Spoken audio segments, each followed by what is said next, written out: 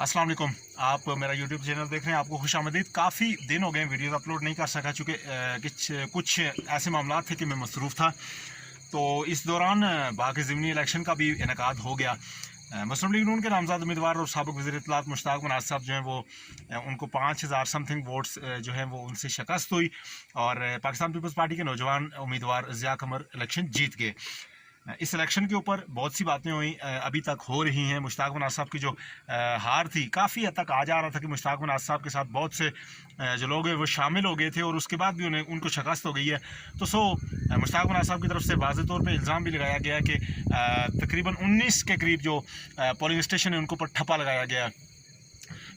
मेरे ख्याल में वो इस मामले को लेकर अदालत में भी जा रहे हैं। उन्होंने कमेटी भी तश्कील दे दी है। लेकिन नौजवान जो रहनुमा थे ज़िया कमर, वो इलेक्शन जीत गए। अब इस मामले के ऊपर बहुत सी चहमगोइयाँ हो रही हैं कि मुश्ताक मनाज़ साहब के इलेक्शन हारने की वजूहत क्या थी।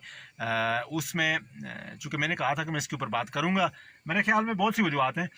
सबसे पहली बात यह है कि मैं जिस वजूहत में से सबसे बड़ी वजह जिसको समझता हूँ वो ये है कि आज़ाद कश्मीर के अंदर जो मुस्लिम लीग नून का तंजीमी सेटअप था, मैं गुज़श्ता 6 माह से इसके ऊपर बात कर रहा हूँ कि आज़ाद कश्मीर के मुस्लिम लीग नून के जो 3-4 बड़े रहनुमा हैं, फ़ारूक हैदर साहब, चौधरी तारक फ़ारूक साहब, मुश्ताक मनाज़ साहब और शाह गुलाम कादर साहब, इन 4 लोगों के दरमियान तंजीमी मामलात के ऊपर इख्तलाफात हैं। फ़ारूक हैदर साहब को बहुत से मामलात पे ऑन बोर्ड नहीं लिया गया। और फ़ारूक हैदर साहब वाहिद रहनुमा हैं लीग के अंदर इस वक्त जो आज़ाद कश्मीर के हर हल्के के अंदर अपना जो इन्फ्लुएंस रखते हैं। अब इसका मतलब ये नहीं है कि फ़ारूक साहब ने जो है वस्ती बाग के अंदर मुस्लिम लीग नून का जो उनका हम ख्याल वोटर था उससे वोट कास्ट नहीं करवाया, ऐसी बात नहीं है। लेकिन जब आप एक ऐसे शख्स के साथ रवैये दुरुस्त नहीं रखेंगे कि जिसको चाहने वाले लोग मौजूद हों, तो अल्टीमेटली कहीं ना कहीं उसका रिएक्शन होता है। इसके अलावा भी जो हमारे कायदीन मुस्लिम लीग नून के थे, उनके आपस में इत्तफाक व इत्तेहाद की फ़िज़ा बाग के अंदर हमें नज़र नहीं आई है। एक जलसे के दौरान स्टेज पे खड़े होकर हाथों में हाथ डाल के वो एक होने का तासर देना, ये इलेक्शन जीतने की जो है वो कुंजी नहीं होती है। इसके अलावा और दूसरी बड़ी जो वजूहत में से एक वजह थी गाज़ियाबाद के साथ जो इत्तेहाद था, गैर रस्मी इत्तेहाद था। इस इत्तेहाद के बाद चूँकि बस्ती हल्के के साथ अटैच है गरबी हल्का, तो गरबी का जो नून लीग का कारकुन था, ज़ाहिर है उसने एक अपनी सियासत में हमेशा गाज़ियाबाद के ख़िलाफ़ मज़ामत किया है। और जब गाज़ियाबाद यानी कि मुस्लिम कॉन्फ्रेंस से इत्तेहाद किया गया उनको ऑन बोर्ड लिए बगैर, तो वो फिर उस तरह मुतारक नहीं रहे, चूँकि उन्हें अपना आप ज़बा होता नज़र आ रहा था। अगर आपने इत्तेहाद करना भी था तो ये अपर लेवल के बजाय कारकुनान को एतमाद में लेके किया जाना चाहिए था। एक ये भी बुनियादी फैक्टर था। और इसके बाद जमात इस्लामी जो थी उसको वक्त पे अंगेज किया जाता, अगर मेरी मुराद अब्दुल रशीद तराबी साहब हैं, उनको वक्त पे अंगेज नहीं किया गया और उनके साथ रवाबित उस तरह नहीं रखे गए, जिसकी वजह से अल्टीमेटली आपको एक एरिया का वोट नहीं पड़ा और वो मुखालिफ उम्मीदवार को पड़ गया। इसके अलावा नारमा बरादरी जो कि की बरादरी है इस हल्के की, वो मैनेज नहीं हो सकी है और उसके बहुत से जो एरियाज़ थे वहाँ पे फ्लॉज थे और वो वोट ज़िया कमर लेने में कामयाब हो गए। ज़रा आप जब किसी को अंगेज नहीं करेंगे और उसको ऑन बोर्ड नहीं लेंगे टाइम पे, तो दूसरा बंदा एंट्री मार जाता है, फिर ज़ाहिर है वो चीज़ें आपके मुखालिफ चली जाती हैं। कर्नल नसीम ग्रुप नारमा बरादरी के अंदर जो था वो बड़ा अहम ग्रुप था। मैंने बार बार उसका जिक्र किया कि इस ग्रुप को जो है वो अंगेज किया जाए, लेकिन नहीं किया गया। ये एक बहुत बड़ा बुनियादी फैक्टर था जिससे मुश्ताक मनाज़ साहब को कमी आई वोट के अंदर। और इसके अलावा इस हल्के के अंदर 7000 समथिंग जो वोट है वो सुदन बरादरी का है। रेडबन, सुदन गली और इस एरिया में वो वोट भी मैनेज नहीं हो सका और उसकी वजह ये थी कि उनको ज़्यादा मेरे ख्याल में ऑन बोर्ड नहीं लिया गया। हमने सोचा कि शायद नारमा बरादरी का वोट मिल जाएगा और वो ईजी भी है थोड़ा, तो ये भी एक बुनियादी वजूहत में से एक वजह थी कि उस 7000 वोट में से जो है 70-80% वोट जो था वो चला गया ज़िया कमर साहब को।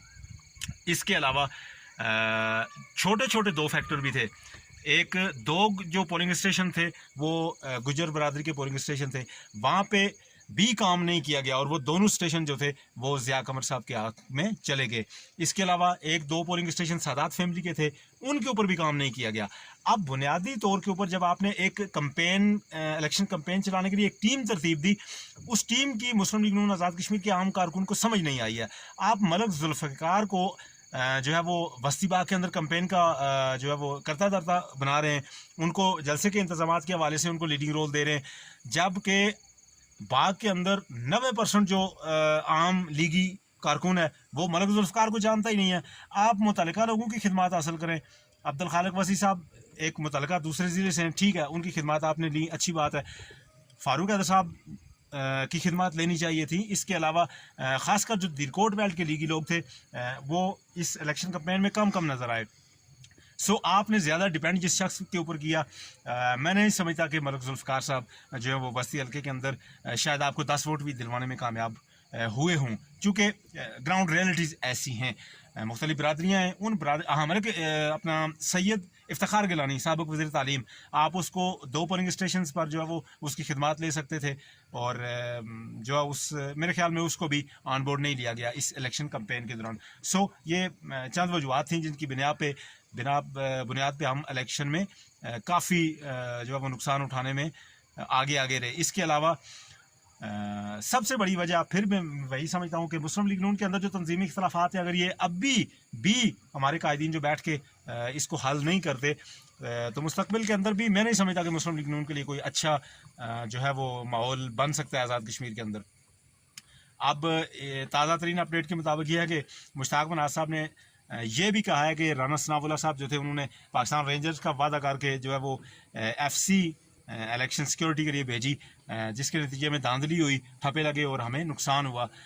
तो ये कोई मुनासिब जो है वो पाकिस्तान के वज़ीर दाखिला के हवाले से जो है वो बयान नहीं है, चूँकि आप इतना ही डिपेंड कर रहे हैं अपने इलेक्शन कमीशन की मौजूदगी में और अपनी फोर्सेस की मौजूदगी में। अगर पाकिस्तान के ऊपर इतना डिपेंड कर रहे हैं एक हल्के के इलेक्शन के लिए, तो फिर आप जनरल इलेक्शन में विदाउट पाकिस्तानी फोर्सेस आप कैसे इंश्योर कर सकते हैं कि जो वो आज़ाद कश्मीर का इलेक्शन फ्री एंड फेयर हो सकता है। सो मुस्लिम लीग नून के अंदर भी इख्तलाफात की एक जंग मौजूद है, आप इसे बेशक आंखें चुराएं लेकिन ये अपनी सतह में मौजूद है। इन इख्तलाफात को ख़त्म करें, कारकुनान को बरादरियों और जो कबीलों की बुनियाद पर तकसीम ना करें, उनको डिवीजन्स की बुनियाद पर, ज़बान की बुनियाद पर तकसीम ना करें। सो ये चीज़ें जो हैं वो डायरेक्टली असरअंदाज होती हैं ऐसे इलेक्शंस के ऊपर, ऐसी जमाती जो एक्टिविटीज़ हैं उनके ऊपर। सो ये इसके अलावा भी 2-4 और वजूहत हैं, और किसी न किसी तरह हद तक मुश्ताक साहब की ये बात भी दुरुस्त है कि तकरीबन कुछ पोलिंग स्टेशन के ऊपर धांधली हुई है और वहाँ पे इंतज़ामिया जो थी उसको शर्म आनी चाहिए, और वो बिल्कुल जो है वो जानबदारी का किरदार अदा कर रही थी, और जो जिनका हमारे कारकुनान को ज़तोकोब किया जा रहा था वो उनके डिफेंस में खामोश तमाशाई बनी हुई थी। अब देखते हैं इस मामले को आगे मुश्ताक साहब अदालत में ले जाते हैं, वहाँ पे क्या होता है, इलेक्शन ट्रिब्यूनल में ले जाते हैं। सो ये बुनियादी चीज़ है। इसके अलावा कुछ दीगर मौज़ूआत हैं, उनके ऊपर इंशाअल्लाह टाइम अगर मिला तो नेक्स्ट वीडियो में बात करेंगे। हमारे चैनल को ज़रूर जाते जाते सब्सक्राइब किया करें, ये ज़ाहिर है आप करेंगे चैनल सब्सक्राइब तो हमारी आने वाली वीडियो आप तक पहुँचेगी। अल्लाह हाफ़िज़।